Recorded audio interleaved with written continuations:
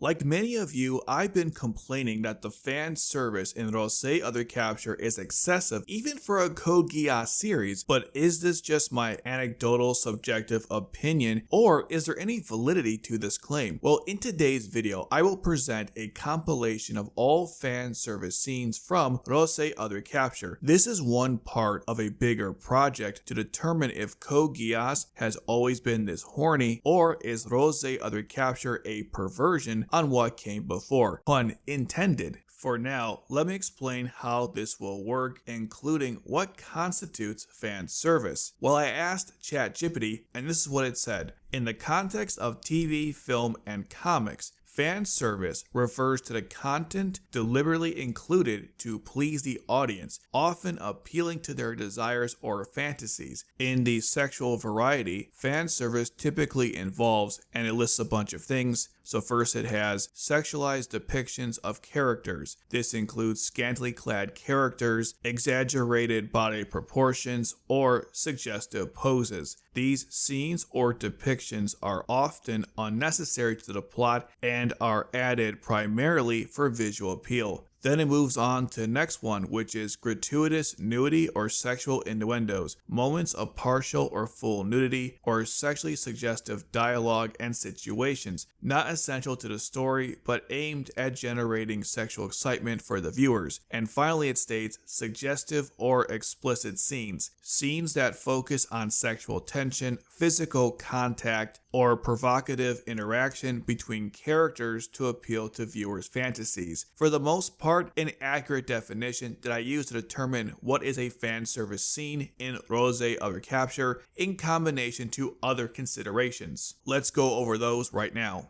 So as I said earlier in the video, I will be telling each moment where fan service is shown on screen. I'm going to count different perspectives shown within the same scene that has fan service. This rule also applies to characters. For example, Catherine's fan service in episode 9 starts when they show her on the couch, then we see a close-up of Sakura's bust, then later on she boob bounces with Catherine. In this case, I will increment the meter by 4 to account for all 4 moments. This rule also applies to showing different perspectives of a scene with breaks in between. For example, in episode 3, they switch between Ash and Sakya during their time off. Since they are switching between scenes, I will count each of those moments with Sakya separately. I will try to not get too excessive with counting every perspective of fan service shown within the same scene. Next, any nude scenes obviously will be included. Some stories don't use nudity for fan service, but that doesn't apply here. Another key consideration are the outfits that the characters wear. Many characters wear scantily clad clothing designed to reveal their exaggerated body proportions. The two biggest examples are Yoko and Catherine. Therefore, I will increment the meter for each scene they are on screen, with the only exceptions being if the scene zooms out on the character, which makes it hard to see them, or if the angles/close-ups don't emphasize the part of the outfit that's designed for fan service. I won't be applying the same standard to Sakura's outfit after she became Empress, because unlike Yoko and Catherine, there is a contextual reason for why she's wearing it. It has been established that members of the royal family wear outfits like that. Such was the case for Yuffie, Guinevere, and even Colin got the same treatment. I don't like those types of outfits, but can't ignore them.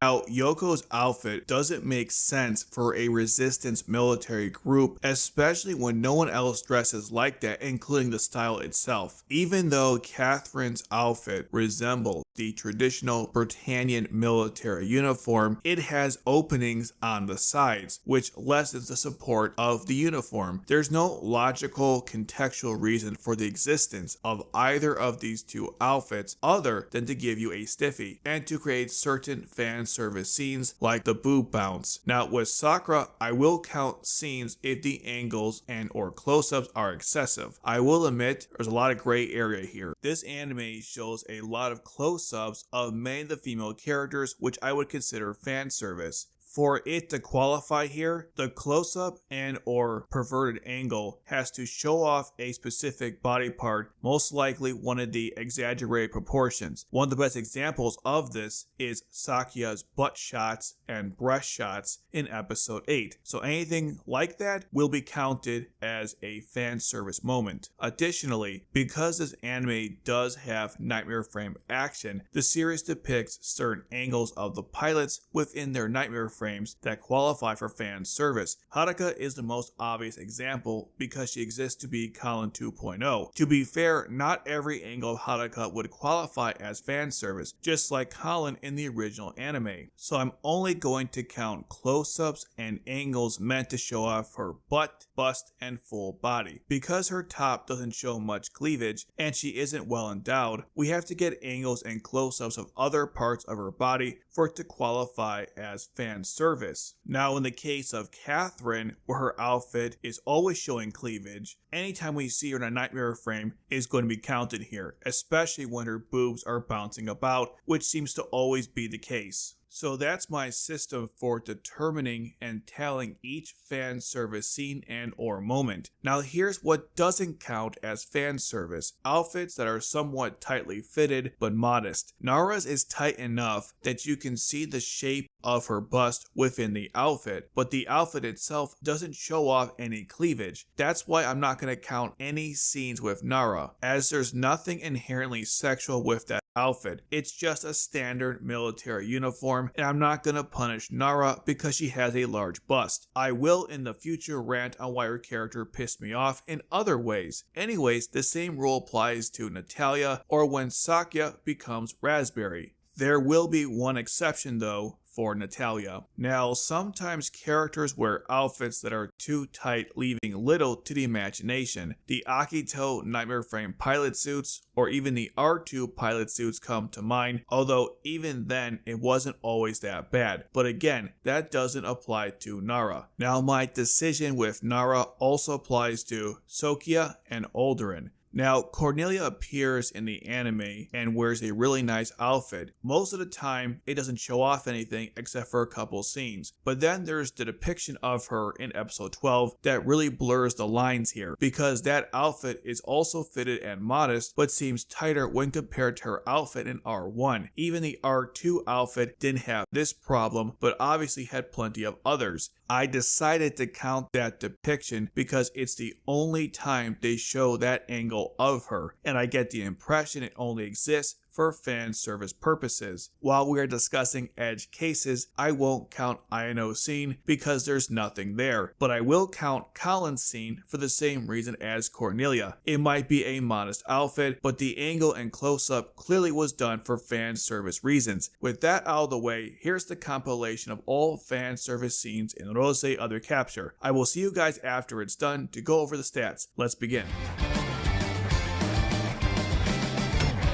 And the Niseko Panorama Line attack, isn't that right? The nameless mercenaries, right? Yeah, they just showed up out of nowhere about a year ago. That's so adorable! Now he is what I would call a stud.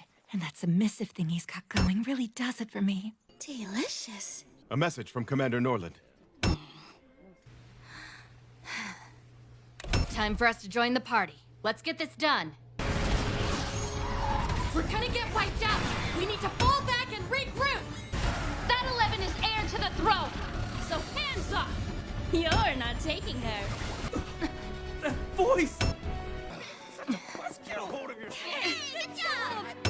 You are amazing, Haruka! Don't look so I incredible. meant Operation Rat Trap, commence! I'm free. No comments? Indifferent as ever. Rose's strategy and Ash's combat skills helped us out as well. 197. All right. Lady Natalia has arrived at the cafe. I'll get ready. I'm the White Queen of Einberg, Catherine Sabathra. You're weak, the worst. But Commander Norland is so strong, the best. Love him. You may find me to be a bit harsh every now and again. Try not to let it get to you. Really? Sure, I know that this new model has way better specs compared to the Akatsuki's. If she's even half 11, are we going to be all right? Are we sure she hasn't sided with the Britannians? How dare you say that about her? Can we avoid fighting? Or are we gonna have to face off against Empress Sakuya? All this said, it's reasonable to assume that Sakuya is being manipulated by Norland. That's right! Couldn't have said it better myself! I am so relieved to hear you say that. What is that thing? That's not a boat, it's a submarine! I guess we should have known trying to unite the factions was a dumb idea. Maybe it was. What else is there? Are you saying we ought to take on the Damocles? We have no choice. Facing off against the entire Neo-Britannian army. He has a point. How did we come by this intel? Destroying the Sapporo ghetto is utterly pointless. You must stop it immediately. The K-Sets is responding just the way I want. Tony? I'm blowing up the float unit! What? Yeah, no kidding. But it's not like we got out of there totally unscathed. It's all thanks to the nameless mercenaries, right? Call it one of the many perks of being a contract mercenary. But you know, Dee was ambitious. Maybe it was his vanity that got him killed. And that concludes my personal report. See ya!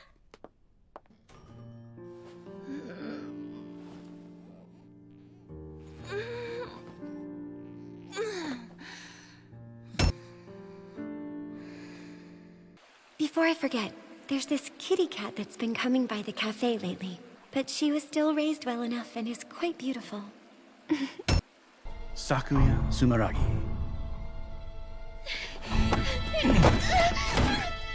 I believe even that is a lie. Isn't that right? Sakura Haruyanagi no Miya? I'm next. Are you up for the challenge?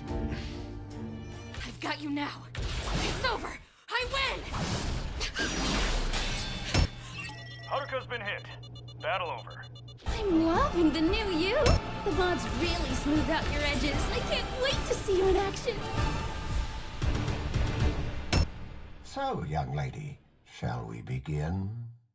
Pardon the intrusion. I can't believe I've been personally summoned by Lord Norland. I'm absolutely over the moon. It's been a while. Enough for you.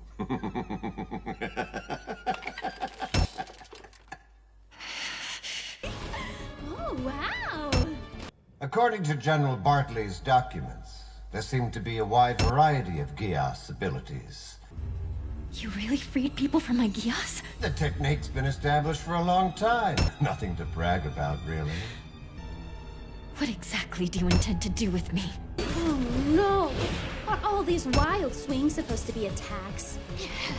Haruka won't last long. You will help me obtain the power of Gias. Why? What do you need Gias for? I am the one asking the questions. Do with her as you wish. Bring the prisoners in. Looks like things got a little interesting. Well, in that case... It's from an anonymous sender. Sir Scissorman has a new prisoner. Oda and Munamori squad, head to Point Alpha. And North Wolf Army, start moving to Point Bravo. Roger that! This is so boring. I feel like I could take a nap right now. It's Ash. That young lady tricked you and was posing as your brother right by your side like she didn't have a care in the world. I did have fun. But I kind of doubt we'll see each other again. I can't believe I let my guard down, boys.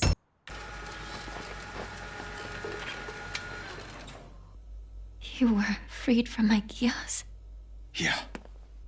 I deceived you. I pretended to be your brother to manipulate you. But I beg you, won't you please keep helping me until we save Sakura? But by increasing allies, you can affect domestic policy. I'm quite serious about the relief program. That's what I can't forgive. For a second, I was worried he might actually kill you. Experiments? If you don't mind, you refuse to participate. I'll just have to treat these subjects like the garbage. Well, look, it's Sakuya Sumeragi. That's enough chatter. Let's get on with the show. Enough chatter. Stop, please!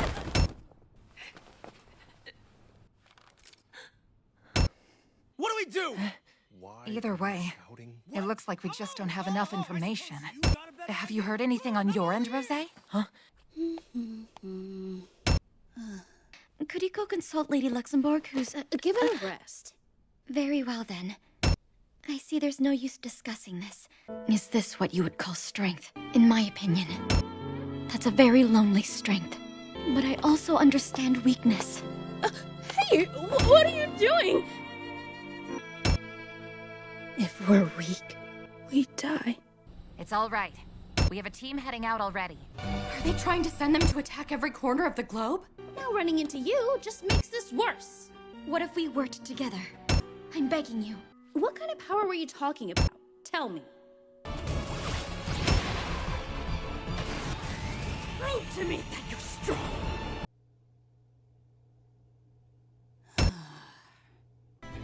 You're all lifesavers. If the team leader were to stop and go back now.